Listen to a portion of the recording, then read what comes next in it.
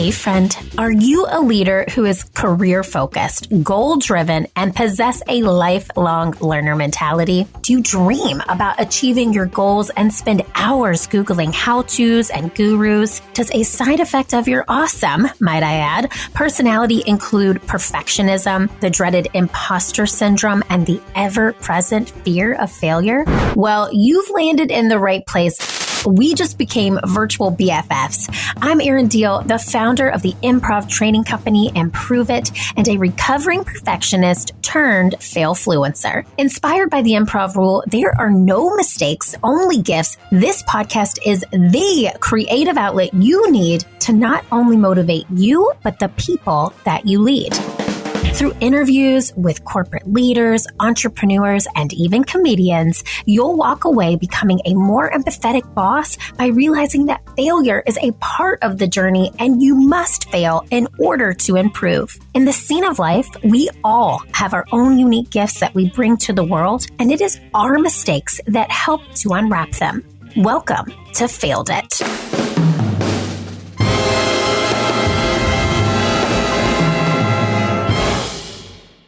Hey, Failed It fam. I am so excited to welcome today's guest. She is the #1 voice for working moms. Her writing has reached parents and working families in more than 150 countries. At home, she's mommy to Maya and West, the 2 cutest damn kids on the planet. Please welcome Christine Michel Carter to the show. Hello, Christine. Hi, Erin. How are you? I am so good. I love your energy. So we're recording this on a Friday. We both said I'm in my yoga pants and a mom bun right now. So I'm feeling my best life, and I'm so excited for the Failed It fam to hear your story today. So, Christine, are you ready for me to just brag on you all over the place? I am. Thank you. I love it. I'll take it. I'll absorb it and receive it on a Friday. Yes. Open your hands. Get ready to receive. Exactly. Here it is, because I'm going to give you, Failed It family, this amazing woman's bio. I found her through LinkedIn. I can't even tell you how excited I am to dive in. So, Christine Michel Carter has been featured in the New York Times and the Washington Post. Christine contributes to ForbesWomen as a senior contributor. She's written hundreds of articles with over 1 million views for several publications, including Time and Parents.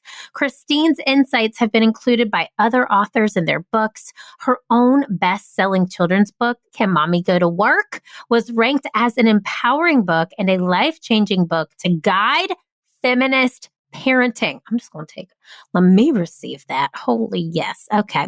Her book, Mom AF, is a sister circle in a book inspired both by Carter's life and her published articles.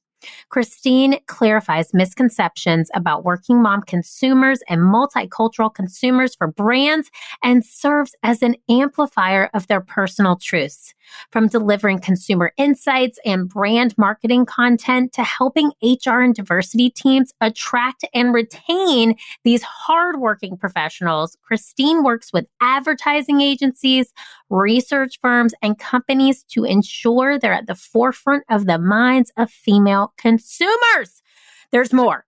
Christine also works to advance policies on a range of health issues that affect women and families. She does this particularly through collaborations with other organizations focused on eliminating racial disparities in maternal health, addressing the social determinants of health, and a range of women's health policy issues. Christine has worked with the Congressional Caucus on Black Women and Girls, the FamTech Founders Collaborative, the U.S. Department of Labor, and the U.S. Chamber of Commerce on maternal and child care related issues. She's also received a congressional citation from the U.S. Senate for going above and beyond in ensuring that Black moms and moms of color have access to important health information for their children and families. Now, I'm going to keep going because I normally shorten bios. I can't because this is so amazing. In addition to interviewing former senator and the first female vice president of the United States, Kamala Harris, which Gotta hear about this. Christine has also worked on her maternal initiatives. Christine is the founder of Mompreneur and Me, the nation's first free Mommy and Me professional development event. Christine's co-hosted conference, The State of Black Mothers in America, is the largest global conference for Black mothers. As an executive committee member of Mom Congress, Christine wants Black mothers around the world to stop suffering in silence. What a bio, Christine. I was thinking, I sat here contemplating what do I leave out? And then I said, nothing. They need to hear this. Do you sleep? Do you sleep? Let's ask that. You know what's funny? Usually when I present to HR, like when I present into companies, I have that slide. And after I say all that, I say, how do I do all this? Well, I'm divorced and I don't have a love life. That's how. I adore that. And I think this is amazing because I read your bio when you sent it over and I said to myself, this woman, I really can't wait to ask you a question I ask at the end of every interview because I'm so excited to hear your answer. You have done basically what I would consider to be several people's dreams in one human's lifetime. God bless. Thank God from your lips to God's ears. Yes, I have been very fortunate. Yes, absolutely. I get very bored very easily and I am always trying to push myself. So I think that's what that's about. I love your lifelong learner and I appreciate that. And everyone listening to this show is. So everyone here is ready to learn from you. I have a fun question before we dive in. What's one thing that we could not know about you from this bio, from your LinkedIn profile, from if you even have a resume, because God knows you don't need it. What's a fun fact about you that we wouldn't know from these things? Oh gosh, probably that I am a lifelong McDonald's fan. I think they do no wrong. I love it. I know everything that's said about them from a nutrition perspective and from a demographic perspective, but I sure do love the company. Okay. And am going tonight for dinner. So I'm very brand loyal to them. I've been eating double quarter pounders since I was 6 and I'm going to have one tonight at 34. That's just what it is. Okay, wait, I was going to ask you your favorite. Let me just say this. I'm going to throw this out there and I'm probably going to get some pushback. I like the filet of fish. I'm a pescatarian. Oh, no, that's my second favorite. Okay. That's right. Okay. And a medium fry with the sweet and sour dipping sauce. Whoa. Will you marry me? Yes, that's I will. My exact order. That's my exact order. Been doing that for a while myself. Okay, Christine, we just became BFFs. Right. Okay, well, this is going on as better than planned. Okay, so let me ask you this. You also looking at this bio, I'm just blown away. Obviously, this whole interviewing with Kamala Harris, what? But if you were to take this bio and dissect it down, what would be the number one thing that you're most proud of? Absolutely that. I think about the thing that I'm most proud of as the thing that I want my children to brag about their mother about, and it would be the fact that I've interviewed Vice President Kamala Harris, and boy, was she just such a lovely person, as well as her niece Mina for coordinating that. That was before she made her announcement for her candidacy for president. I was able to interview her for a Parents article about Black mothers and postpartum depression. And she could have certainly been too busy or been occupied with other more important national interviews, but I was able to get that interview. And then I came back to her team, and the only reason I was going to do another interview with her, right after she announced her candidacy for vice president. And the only reason that I couldn't get it done was because I was on a deadline for Forbes, and it wasn't on her team. It was actually on me. So she has always been so accommodating, and I cannot say enough nice things about the fact that she would take time out of her schedule for someone who's not necessarily an Oprah, right? But to allow to share so much with me and to allow me to put it in my writing and let it influence and impact other parents is incredible. Okay, I just want to stop you right there. Christine, do you realize that you just said, I couldn't interview Kamala Harris because I was on a deadline for Forbes? What? I know. What? This is the coolest. I mean, hello. Life is but a dream, okay? This is like amazing. That to me, just to even have that in your bio is so stinking cool. And I can't even imagine the feelings you felt knowing when she decided to run that you had interviewed her, that you had gotten this time with her. I mean, this is Christine. This is outstanding. I'm obsessed with her. So I know. I have a picture of her sitting on a sandwich in my kitchen. So wait, she's doing what? Sitting on a sandwich. So there's a website called celebsonsandwiches.com, and I have all of the Black politicians and celebrities that they have. So in my house, I have Beyonce sitting on the ice cream sandwich, Cardi B, Oprah, Lizzo sitting on a hamburger, and Michelle Obama. Okay, wait, what is Oprah on? What is Oprah on? I forget what she's on. It's like a rye kind of sandwich. Stop it now. We're going to link to this in the show notes. And now this is literally, we were meant to be friends. Okay. This is happening. I'm getting some new art for my office, and I have, Beyonce quotes already all over my office. So we might have to get Beyonce on a sandwich. This is happening. This is happening. Okay. Things you learn on the Field podcast. Okay. So I'm so glad I asked that question. Now, let me ask you this. You've been doing the work that you've been doing, I mean, in just the D&I space, the mother space, the maternal space, the maternal health space. I mean, everything you do is yes, yes, yes, we need you, we need you. What drew you to this line of work? Unfortunately, like so many women who are in this space, it was becoming a mother myself, which drew me to the work. So I've always been in consumer marketing, and I focused on millennials. I always have for the past 15 years. But when I became a mother, I recognized how critical that life stage was for millennials and just buried myself in it. And then once I became a mother and also faced some of the challenges that a lot of women have, like I had to pump in a bathroom stall, and it was disgusting. And it was a community stall. It wasn't even like a private company stall. It was a shared workspace bathroom stall.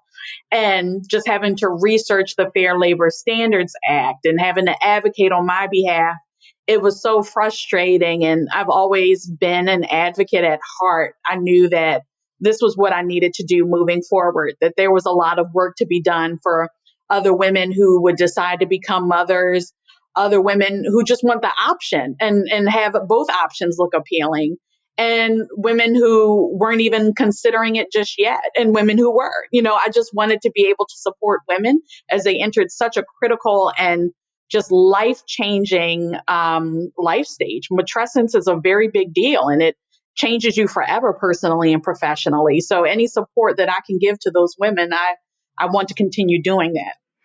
I'm going to give it amen. Amen. Okay, let me just take a moment here. So first of all, I'm an elder millennial. So, I'm the tail end of the millennials here. Okay. And I had a child he's almost 2, so 2 years ago. Also worked in a co-working space, and I have an all-female internal team. And I noted that in this co-working space, there was absolutely no mother's room.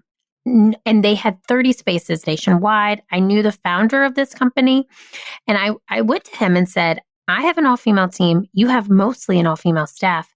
Where am I supposed to pump when I come back from maternity leave? And then they made mother's rooms at all locations. But the fact that that wasn't a forethought was very intriguing to me. And the fact that you have made this your mission and you have really helped people in my own situation not have to go and ask for it, but you've started advocating for this, and not just, within your community, but on a global scale, is fantastic. And I'm so happy that you're doing the work that you're doing. I know you have 2 kids, Maya and West, right? How old are they? 9 and 6. Okay, I love this. Okay, so let's fast forward to the year 2030. So let's pretend we're 9 years from now. Fast forward, what will you tell Maya and West about the year 2020 and what it meant for working mothers? Gosh, so I would tell them that that last year was the year that mommy's work really came to the forefront. So they've always known me to be a writer and they've always known me to be a speaker, but they couldn't understand what I was writing about until they saw how much anxiety their mother was facing while having to raise them solo and homeschool them and try and find resources and support to help with that journey. So I think that I won't even have to tell them too much. I think that they'll know that last year was the year that everybody realized how hard mommy works, and if so facto, how hard mommies, period, work. I think that'll be very clear. Very clear. And kudos to you for being a parent, a teacher, an entrepreneur, a speaker, an author, a multi-passionate person here. I mean, everyone has their own 2020 story, but you had to do it on so many different levels. And I really think that they felt it too. So that's so interesting. I want to hear this answer too. So let's say we're still in 2030. Okay. It's 9 years from now. Okay. What do you hope women working mothers looks like in 2030? What do you hope to see change in 9 years from now? And I don't know why I picked 9 years. It just felt like a while, but what do you hope to see different? They're saying that it will take us 30 years to get back to the equity that women had in the workplace because of so many leaving last year. So I hope 9 years from now, it doesn't take 30. I hope we've hit it. I hope we've hit where women have returned to the workforce. They're saying that it's going to take 6 years for women of color versus 6 years for every 1 year that a white woman was behind financially by the pandemic. It will take another 6 years for women of color. I hope that won't be the case either. I hope that we will have been fully recovered by then, because I don't think it will take white women a year. I think it will take much longer than that. And I don't want it to take women of color 6 times as long as whatever it takes them. So I hope that we're back at an equitable place all around in 9 years. And then within the workplace, I hope that conversations about working mothers shift to becoming working parents. Because last time I checked, it takes 2, it takes 2 to do the do. So 2 to raise the kid.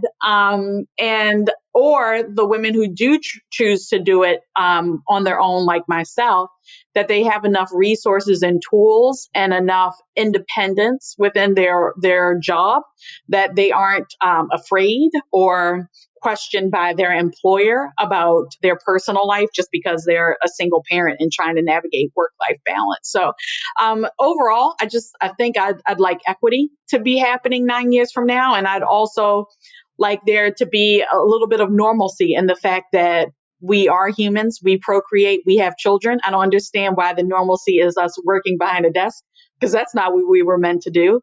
We were certainly meant to live life and have children. So I think that should be the precedence, and we should work around that versus working around work. This is me giving a full clap, encore performance. Okay. Yes. Overachiever, perfectionist, career-minded, focused. Did those words resonate with you? It's Erin, your recovering perfectionist turned failfluencer here, and I want to give a shout out to all my type A leaders out there who are failing it left and right in this quote unquote new normal. Ew. Those words are gross, but they are unfortunately true. So that's why myself and team have decided to celebrate F words at work.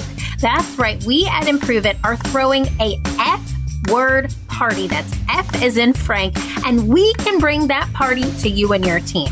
Now, our newest virtual offering, F Words at Work, is a virtual keynote delivered by yours truly. You need a way to engage 50 plus or even hundreds of your team members via Zoom. Our 1 hour F Words at Work keynote will do just that. Now, unlike our workshops where we are in and out of breakout rooms, this keynote is a way to appeal to the masses. I don't want you to worry because it is still uber interactive and the F words may not be what you think. So with the notion that failure plus the frequency of failure equals the fundamentals of success, I'll take you and all of the other recovering perfectionists of your organization on a virtual journey filled with laughs, learning, and levity. Reach out to us at learntoimproveit.com on our contact us page to learn more. And I cannot wait to drop some F-bombs with you. Let me just say this. As the founder of a professional development company that uses improv comedy, my mission has been consistently before 2020, take off your masks at work, right? And That's now, right. 2020, 2021, we're like, put on your mask for your health, but take the hypothetical mask off. Do you think that now that a lot of us have been working from home and have really leaned into seeing each other behind the fancy office, behind the, business suit, and people have started to show a little bit more of their personal life, that's shifted anything? Or what are your thoughts around that? I do think that has shifted things. I also think the civil unrest and racial injustice from last year shifted things a lot. We were in a place of really being vulnerable and empathetic towards one another. And thank God for it, because we needed it as a society, Yes. especially last year. We were going through so much with the election. I only hope that, and I've said this, that it continues after the pandemic is over. I agree. Because there was 2 pandemics in all of this, right? Right. Yep. So I totally agree with that. And I think that's fantastic advice. And I hope I saw that shift too. And I felt a lot of that just through conversations with the companies and organizations that we work with. And I really think those conversations needed to happen. And I hope we continue to do so with women like you at the forefront. So let me ask you this. This is the Failed It podcast, right? And we use one of the most important rules of improv comedy. There are no mistakes, only gifts, which means if something happens on stage, it's not a mistake. It becomes a part of the scene. So we don't call our fails in our professional lives. We call them gifts. So what is one of the biggest quote unquote gifts that you've encountered during your career, and what lesson did you learn from it? Definitely, without a doubt, my marriage. Because it did affect my career. It did. When prior to me getting married and my husband was my boyfriend, he was ill, and I had the decision to have a meeting in New York to write for a publication or to stay with him. And I decided to stay with him, and we got married and we had children. And the life that I lived as a wife and working mom and trying to balance that, it was so overwhelming, and the experience brought me back to a talent that I forgot that I had, which was writing. And about 7 years into my marriage, I got back into writing more. And that's when I really started writing for different publications. And then I decided I want to write a book. I want to write a book about everything that it means to be a mother and how exhausting it is and how challenging it is and how anti Sheryl Sandberg it is. We can't just lean in, especially women of color. It's not easy. And I want to tell the real story of motherhood and what it means to be a married millennial. And so if I had never gotten married and gotten divorced and had children, I would have never rediscovered my passion for writing. I wouldn't have wrote a book. I wouldn't have a best-selling book. I wouldn't have all of the opportunities that I have today. I wouldn't know what it means to empathize and advocate for women like me. So by far, my marriage is my failed it. Oh, I love that. Let me ask you this. Is your best-selling book Mom AF? Yes, it is. This title, again, I told you this before we hit record. I said, as soon as I saw that you wrote a book called Mom AF, I said, please come on the show. Please, please, please, when I hit send. Tell us about Mom AF. Sure. So Mom AF is loosely based on my life and my articles, of course, but it's just about my journey with trying to be a well-rounded wife and mother and be the best at it and be a perfectionist at it. But also, like so many women, having anxiety about everything I do left and right, and then trying to fit in at corporate America while I'm a young Black woman and no one looks like me. And obviously nobody thinks like me.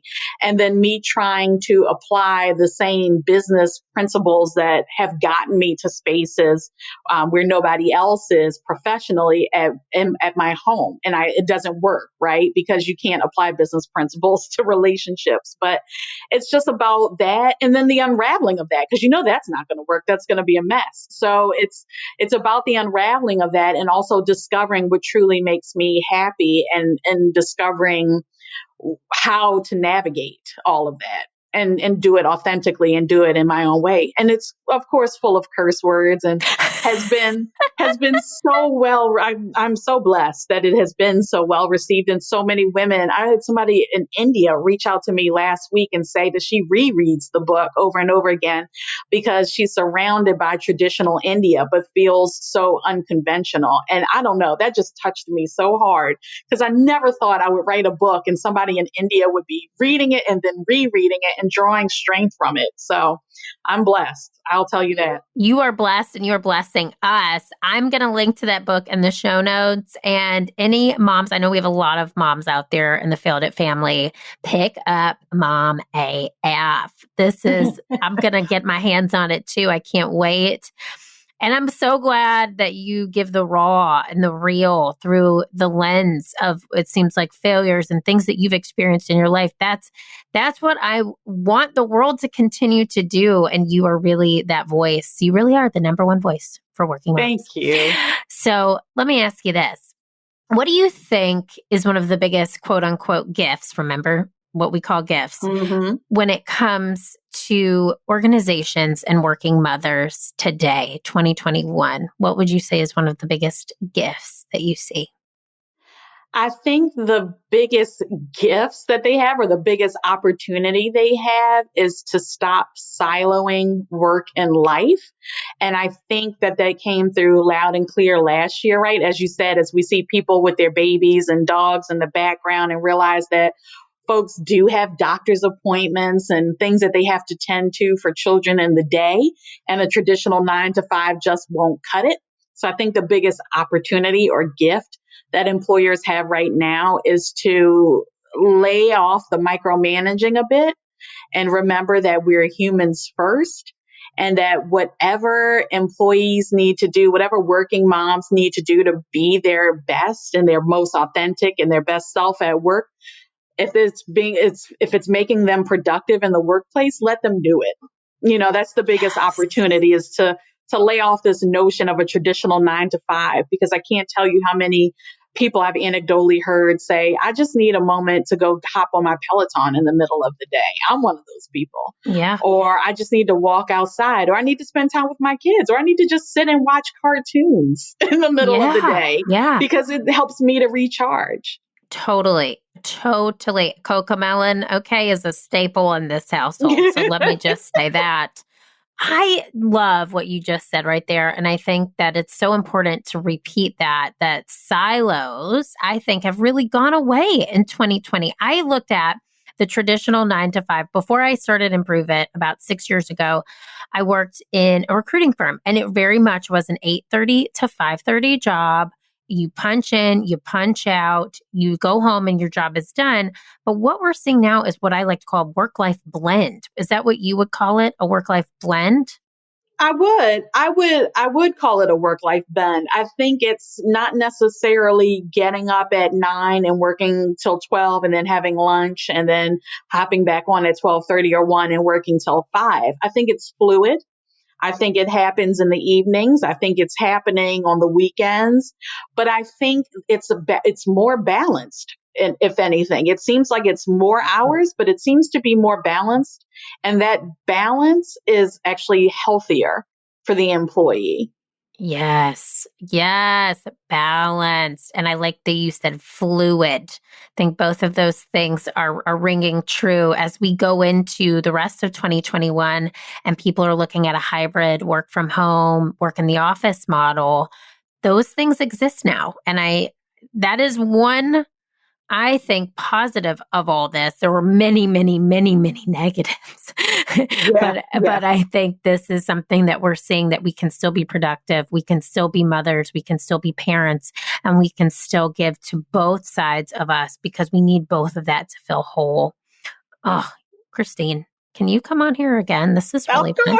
Of course. Okay. Well, let me ask you this. After looking at these fails that life threw your way or your gifts, what would you say is your it? So we say failed it. What is your life's purpose or your it? It's definitely advocating for others. It's my Myers-Briggs personality. I'm literally the advocate. If you look up like the illustration of who you are. So it's advocating for others. Even when and I wrote this in the book, even when I was 9, I was the person advocating for Black voices. And when I was in high school, I was advocating for my friends so that we could all wear different dresses because it was our private school tradition to wear the same. And I'm just like the person you'll see with a picket fence. I'm sorry, with a picket sign and is just, advocating left and right and being vocal and speaking for others. I feel bad for those who can't speak for themselves. So, or who just don't feel comfortable doing so, or don't feel like they have the right to. So that will always be my it. Oh, yes, yes, yes. Let me ask you this. What would you do even if you knew you might fail? And this was the question I was alluding to at the top of the show. I cannot wait to hear this answer. I think I know it. What would you do even if you knew you might fail? Oh, right. I would write. I've had articles that were not well received. I've had articles that made people call me everything but a child of God, but it doesn't stop me from writing. It just, because writing is my release. It gets it off, whatever I'm thinking, it gets it off my chest for good or for bad. And the articles that have always been the most controversial that I've written were the ones that I wrote pretty quickly, but they're also the ones that impacted people the most. So it is what it is. I will always continue to write because I feel like others need to hear, that could be the millennial in me, but I feel like others need to hear what I have to say. I mean, that's been proven time and time again with my articles and the feedback that I get. So I will always write. Yes. And you're writing. So you're even doing what you would do even if you might fail. You're writing. That's you're right. doing it. So I knew that about you. I was like, she's doing what she would do anyway. So Exactly. You're doing it. Now, let me ask you this. What did you fail at today? Oh God, what did I fail at today? I measured my daughter is turning into her tween room. She's getting her tween room done.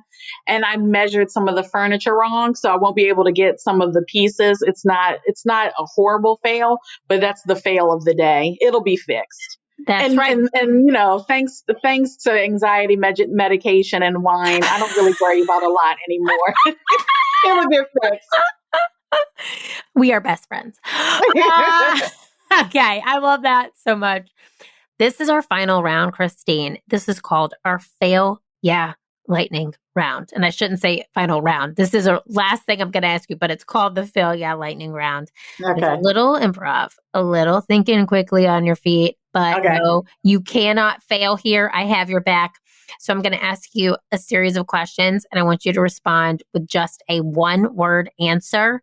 Okay. if you respond with more than one word, that's totally fine. But I'm going to give you a big fail. Yeah. Just like that in a weird, creepy voice. Okay. Are you ready, Christine, for the I'm fail? ready. Yeah. Lightning round. I'm Okay. ready. Here we go. One word to describe your early career. Messy. One word to describe where you're currently at in your career. Grateful. One word to describe your future self. Relaxed. One word to describe your favorite boss. Inspiring. One word to describe your least favorite boss. Ugh. I can't. That's the word. That's the word. We'll take it. We'll take it. Okay. One word to describe your parenting style. Oh, relaxed. You said, Laissez-faire. but I'm gonna give it to you. You said, relax, Okay. but I'm gonna give it to you. I'm gonna give it to you. Okay. And then one word to describe your writing style. Controversial. And one word to describe this interview. Fun. Yes, you nailed it. You nailed it. You nailed it. You didn't fail it. I love that your parenting style is relaxed. I'm going to need some of that anti-anxiety medication and wine immediately because You I am do. not. I Your do. 2-year-old, is that a boy? It's a boy. His name's Oh, yeah, hon. Jackson. Yeah, Oh, yeah. he's into all the things right now. Yes. They never stop. The boys never stop being into all the things. Oh man. Okay, never. Like I'm never gonna rest. No, it's always something new. It's Okay. always something new with them. I wasn't prepared for it. Like I had the girl, and then when I had West, I was not prepared for how high strung, high energy, but how loving, the boys are. Yeah.